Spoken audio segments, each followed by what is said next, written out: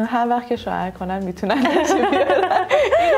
ببینید اکسسوری واسه استایل فرمالیته مثل نمک میمونه واسه غذا. خب اینقدر واجب و حیاتیه و فکر نمی‌کنم خیلی شلوغش خوب باشه، ولی در این حد اوکیه. دقیقاً. خب حالا یکم بریم سراغ دامادا که همیشه پولا رو اونا میدن ولی سرشون بی‌کلاه. آره دقیقاً.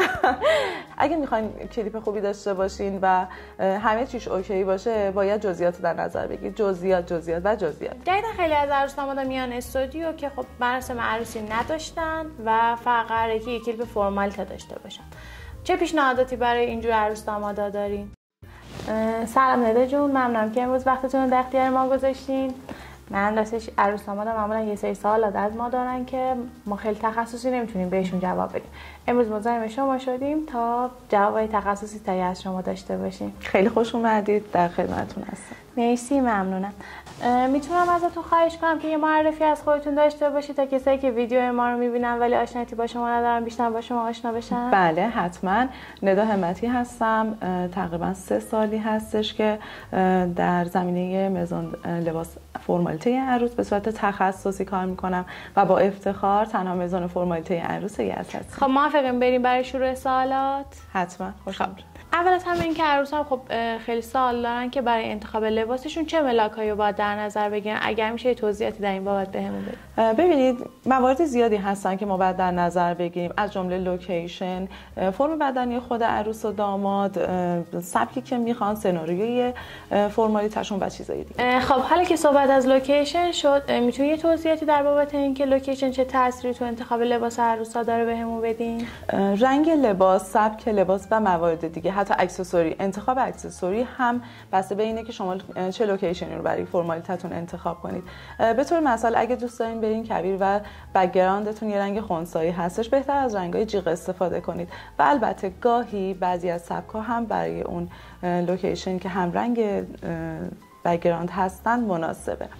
یا اگه فرمالیتتون ساحل هستش، بهتره از دامنه‌ای استفاده کنین که میدیه و خیلی بلند نباشه و این رعایت این جزئیات به خروجی کارتون کمک میکنه. خیلی عالی. دقیقاً ما هم خیلی وقتا وقتی میبینیم در عروس‌ها لباسای بلند دارن، شنا میچسبه به لباسشون کثیف که بعدن توی ادیت عکس و فیلمشون از ما میخوان که اینو درست کنیم و لباسای ماماسی میبینه. دقیقاً. خیلی بهتره. چه خوب که به این مورد اشاره کردید.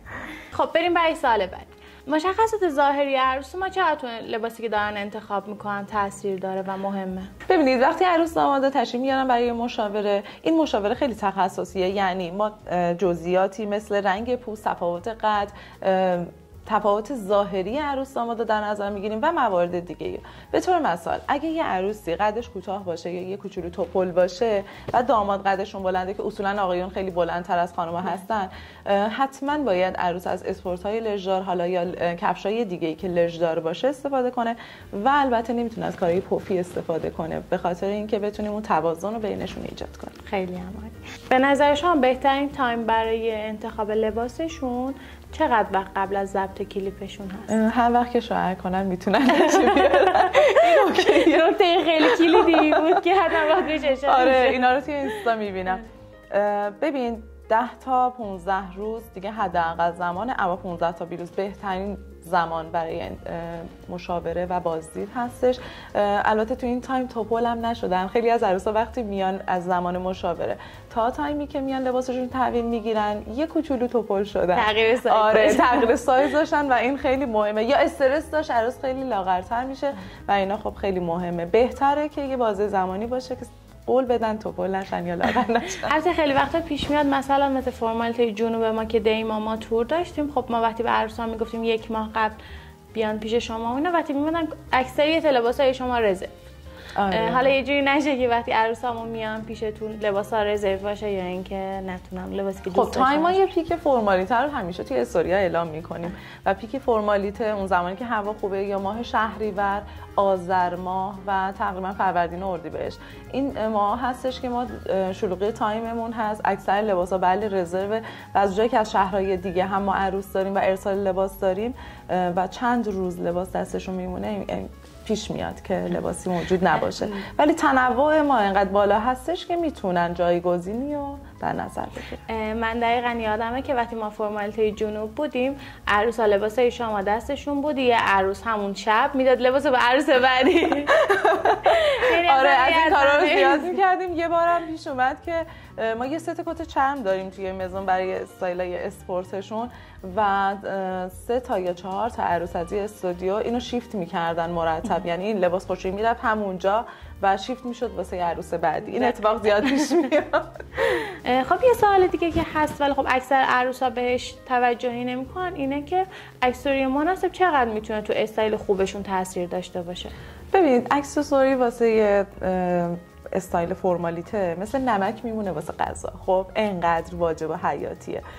حتما لازم نیست که اکسسوریتون خیلی شلوغ باشه، خصوصا از طلا استفاده نکنن خیلی بهتره. عروسا به خصوص حالا عروسای یزدی میدونیم که از ارنگو زیاد استفاده میکنن. آره عاشق طلا و این بهتره که طلاهاشون رو در بیارن. میدونم تنگه توی دستشون ولی واقعا همون جوری که به سختی دست کردن همون جوری هم در بیارن.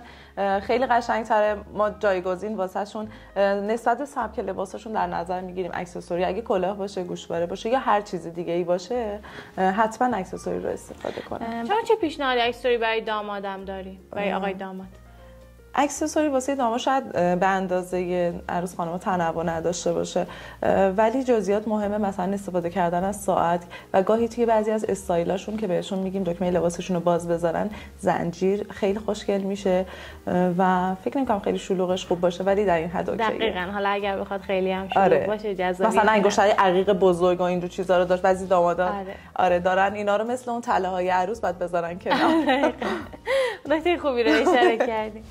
جدیدا خیلی از عروس دامادا میان استودیو که خب مراسم عروسی نداشتن و فقط قراره که یک کلیپ فرمالیته داشته باشن. چه پیشنهاداتی برای اینجور عروس دامادا دارین؟ اگه بخوام صادقانه بهت بگم خیلی روی مشاور استایل تو این سال تاکید ندارم و بیشتر میخوام دقتشون رو برای انتخاب استودیوشون ببرن بالا، چون اگه یه استودیوی خوب انتخاب کنن انتخابای بعدیشون هم خیلی قرار بهتر باشه. خب به طور مثال یه داستانی تعریف کنم که دقیقاً واسه خودم پیش اومده و یه فکت البته نه داستان. من عکسای عروسیم میدونید که اون تایم حالا یه 10 15 سال پیشتر فرمالیتایی در کار نبود. اون عروسا فقط یه گزینه داشتیم، اونم عروسیمون بود. کلیپ عروسیمون مونتاژ نشده و حتی عکسامو داخل آلبوم نذاشتم به خاطر کیفیت بعدش و برای نارضایتی که داشتم. اینا همینجوری مونده و برای واسه همینه که بهتون میگم بهترین استودیو رو انتخاب کنید تا بهترین خروجی رو داشته باشین و موارد بعدی انتخاب لباس، میکاپ، چیزای دیگه هستش. خب حالا یکم بریم سراغ دامادا که همیشه پولا رو اونا میدن ولی سرشون بیکلا. آره دقیقاً. همیشه اینجوریه که دامادا آخر بعد از انتخاب لباس عروس اینجوری میکنن پس من چی؟ و دقیقاً نمیدونن بعد چیکار کنن. البته یه سری از دامادم اینجوری هستش که هر چی دارن میپوشن و اوکی هم خیلی خوب علاقه‌ای ندارم برای انتخاب لباس، ولی نه اگه میخواین کلیپ خوبی داشته باشین و همه چیش اوکی باشه باید جزئیات در نظر بگیرید. جزئیات و در پی جزئیات هستش که ما کلیات خوبی رو قرار داشته باشیم.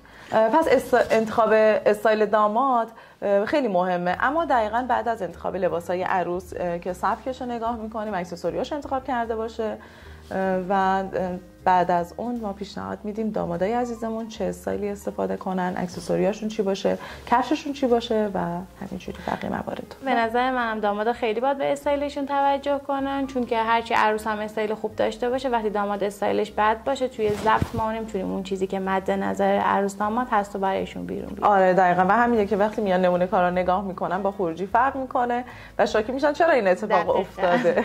خب با توجه به اینکه ما تو فصل‌های مختلفی ضبط داریم و شرایط آب و هوایی متفاوته، شما پیشنهادهای مختلفی داریم برای عروس‌ها برای فصل‌های مختلف؟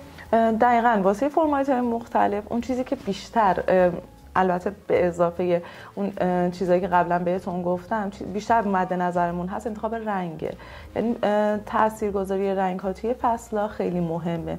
لباستون باید رنگ مناسب فصل داشته باشه. مثلا توی پاییز اگه بخواید رنگ‌های آجری، رنگ‌های قرمز، رنگ‌های مناسب برگای پاییزی انتخاب کنید خیلی بهتره. سبکاتون هم بیشتر اسپورت به سمت کارهای چرم و بافت باشه خیلی بهتر. آره دقیقاً. وقتی عروسا تو فصل‌های مختلف بتونن از استایل‌های اسپورت هم استفاده کنن، به نظرم خیلی جذابه. آره خیلی خوبه. اما نکته‌ای که باید در نظر بگیرین توی کاری اسپورت اینه که شما توی فصل زمستون نمیتونین لباسای اسپورت خیلی باز مثلا کراپ تاپا رو استفاده کنین، چون سرمایه زمستون باعث میشه شما نتونین اصلا عکس بیاین. میتونین چجوریه میلرزین، عروسا قرمز میشن و اصلا نمیتونی عکس خوب بیای. اینا رو باید توجه کنین. پس لباس حتی غیر از پس و آب و هوا و چیز دیگه هم در نظر بگیرید. این دقیقاً نکته‌ای که ما خیلی بر عروسا تاکید میکنیم که لباستون رو جوری انتخاب کنین که شرایط آب و هوایی باعث نشه که اون حسی که لازمه برای کلیپاتون یا عکساتون هم نداشته باشین. ندا جون، در آخر توصیه‌تون برای عروسا برای روز فرمالیتشون چیه؟ حال خوب. اگه حالشون خوب باشه، حالشون با خودشون، با میکاپشون، با انتخابای دیگرشون، با لباسشون خوب باشه و اینا همه برمیگرده اون تایم که مشاوره میشن به حرفامون توجه کنن، از نظرهای بچهای استودیو استفاده کنن و اینا رو در نظر بگیرن، حالشون خوبه و وقتی حالشون خوبه کلیپشون خوبه. به این نکته دقت کنم. فکر می‌کنم لازمه داشتن اون حال خوب، انتخاب خوبه که بعداً از انتخابایی که کردم پشیمون نباشم. دقیقاً. من میتونم بهت یه عالمه دایرکت و البته عروسایی که تشریف آوردن حضوری و از انتخابای بعدشون بهم گفتن بهت نشون بدم دایرکتاشونو که همیشه میگن ای کاش، و این کلمه ای کاش اگه نیاد خیلی بهتره. خیلی بهتر و قشنگ‌تر. آره. ممنونم از اینکه وقتتون رو در اختیار ما گذاشتین. واقعا از همصحبتی با شما و نکاتی که در اختیارمون قرار دادین لذت بردم. امیدوارم که این نکات به درد عروس هم بخوره و واقعا برای انتخاب لباساشون این نکات رو در نظر بگیرن تا بتونن که استایل بهتری داشته باشن و روز فرمالیته قشنگتری داشته باشن. مطمئنا که همینطوره. خیلی خوشحال شدم من از وقتی که گذاشتم کنار شما. ممنونم. قربونتون.